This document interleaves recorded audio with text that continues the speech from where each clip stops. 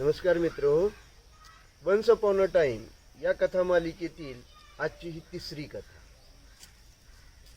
कथा. या कथेचा उगम मला माहीत नाही. म्हणजे कदाचित ही एखादी लोककथा असावी, किंवा जर एखाद्या लेखकाने जर ती लिहिलीच असली तर तो लेखक मला अज्ञात आहे.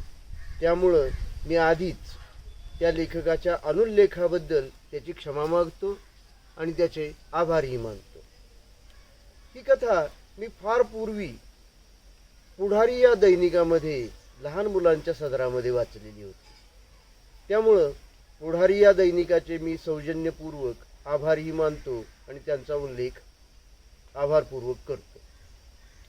कथा लहान मुलांच्या सदरात वाचलेली आहे, फार पूर्वी वाचलेली आहे, आवडली म्हणून लक्षात राहिली.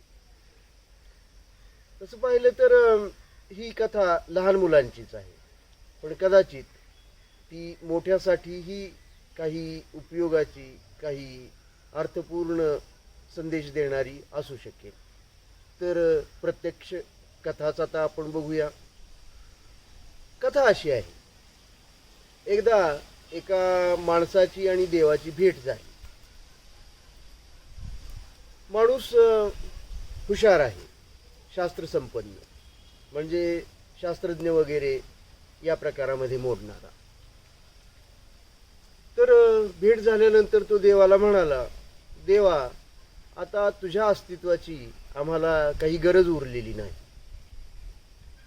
कारण आता तुझ्या अस्तित्वामुळं किंवा तुझ्या कुठल्याही इंटरफिरन्समुळं आमचं काही अडत नाही. तुझ्यामुळं तू नसलास तरी आम्ही अगदी व्यवस्थित या विश्वाचा पसारा मॅनेज करू शकतो.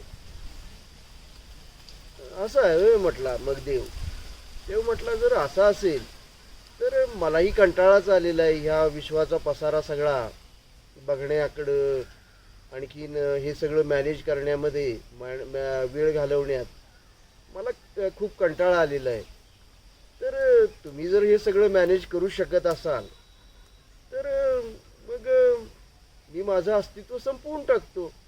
माझं तुम्ही विसर्जन करायला काही हरकत नाही.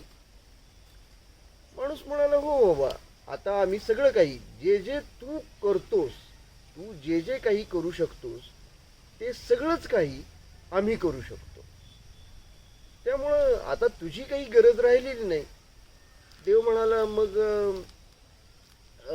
सगळंच जर तुम्ही करू शकता तर मातीचा माणूस सुद्धा तुम्ही बनवू शकत असाल. बनवता येतो का तुला मातीचा माणूस? हो म्हटला. माणूस म्हटला, हो, प्रयोगशाळेमध्ये आम्ही मातीचा माणूस सुद्धा बनवू शकतो. मग काय हरकत नाही, देव म्हणाला. जर तुला एवढंच सगळं करता येतं तर मग माझी गरजच काय राहिली. मी आता इथून निघून जातो, माझं अस्तित्वच संपवून टाकतो. पण काय रे म्हटला, जाण्यापूर्वी माझ्या समाधानासाठी तू मातीचा माणूस मला बनवून दाखवतोस का? म्हणजे जर तू हा प्रयोग मला यशस्वी करून दाखवलास तर मी आपलं समाधानानं माझं अस्तित्व संपवून टाकतो. माणूस म्हणाला, ठीक आहे म्हटला, तुला प्रयोग करून दाखवतो मी, म्हणजे तू समाधानानं इथून निघून जा. मग देव म्हणाला, ठीक आहे, बनवून दाखव. यावर माणूस खाली वाकू लागला. आणखीन तो माती उचलणार तेवढ्यात देव म्हणाला, अरे अरे, हे काय करायला लागलायस तू? माणूस म्हणाला, माती उचलतोय. माणूस बनवायचा तर माती तर उचलायला पाहिजे ना. देव म्हणाला, असं नाही करता येणार तुला. का म्हटला, माती उचलल्याशिवाय माणूस कसा बनवणार मी?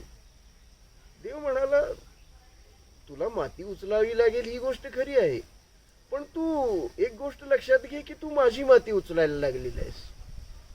आधी तू स्वतःची माती बनव आणि त्यानंतर मला त्या मातीपासून माणूस बनवून दाखव. मित्र हो, कथा इथंच संपते. आता यामधून बोध घ्यायचा, तात्पर्य घ्यायचं तर ते अगदी स्पष्ट, अगदी उघड आहे. आपणाला आपल्या कर्तृत्वाचा, आपल्या आजवर मिळवलेल्या ज्ञानाचा अभिमान असावा, पण गर्व असू नये. आणि आपणाला सगळंच काही साध्य झालं आहे, सगळंच काही करता येतं, या गोष्टीचा वृथा अभिमान तर मुळीच असू नये, नाही का? तर याबरोबरच मी या भागामध्ये आपला निरोप घेतो. पुन्हा भेटूया आपण नवीन कथेसह पुढल्या भागात. धन्यवाद.